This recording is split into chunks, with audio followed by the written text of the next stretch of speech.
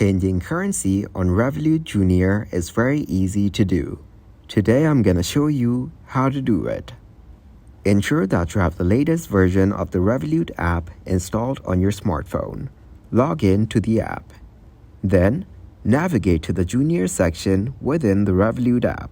This might be a separate section or a subsection within the main app. Look for settings or options related to the currency within the Junior section.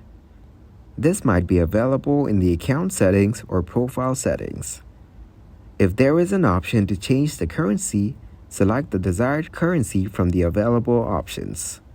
Keep in mind that the available currencies might be limited, and the ability to change the currency may depend on certain factors. If the app allows you to change the currency, follow the prompts to confirm the changes. Be aware that currency changes may have implications for existing balances and transactions. If you don't find an option to change the currency within the app, or if you encounter any issues, consider reaching out to Revolut customer support for assistance. They can provide guidance and address specific account-related questions.